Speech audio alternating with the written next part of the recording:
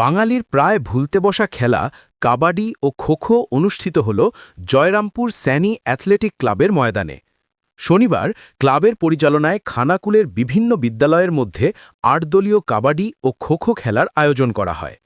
খেলাগুলিতে অংশগ্রহণ করেছিল রামনগর অতুল বিদ্যালয়, নন্দনপুর রূপচাঁদ একাডেমি, রাজহাটি বন্দর হাইস্কুল, জয়রামপুর পিসি বিদ্যাপীঠ, গোপালনগর কে জ্ঞানদা ইনস্টিটিউট, নতিবপুর ভূদেব বিদ্যালয়, হরিশচক হাইস্কুল, কুমারহাট হাইস্কুল, উদয়পুর নগেন্দ্র বিদ্যানিকেতনের ছাত্রছাত্রীরা।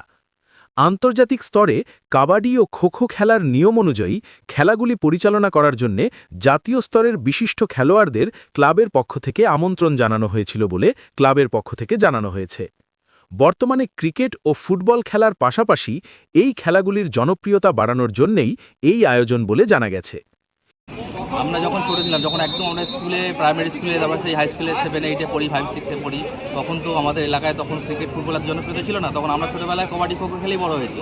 তো স্কুল লেভেলে যখন গেলাম তখন ইন্টার স্কুলে এই টুর্নামেন্টে একটা বিশাল জনপ্রিয়তা ছিল, কিন্তু হঠাৎ করে দেখলাম যে খেলাগুলো আস্তে আস্তে উঠে যাচ্ছে এবং স্কুল থেকে খেলাগুলো হারিয়েই যাচ্ছে। তখন ভাবলাম যে এটা আমাদের গ্রাম বাংলার খেলা, যে খেলা খেলে আমরা বড় হয়েছি, আমাদের ছেলেমেয়েরা আর এখন স্কুলে পড়ে, তারা এই খেলাগুলো সম্পর্কে এমন কিছু যেমন জানে না।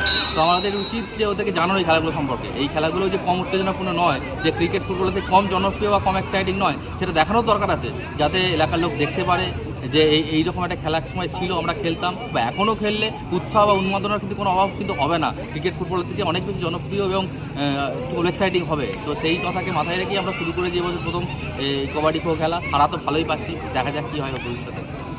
এদিন সমগ্র কর্মসূচিতে উপস্থিত ছিলেন আরামবাগের এসডিপিও সুপ্রভাত চক্রবর্তী, খানাকুল ওসি সমীর মুখার্জি, খানাকুল 2 ব্লকের জয়েন্ট বিডিও কল্লোল ঘোষ সহ এলাকার বিশিষ্ট ক্রীড়া শিক্ষকরা।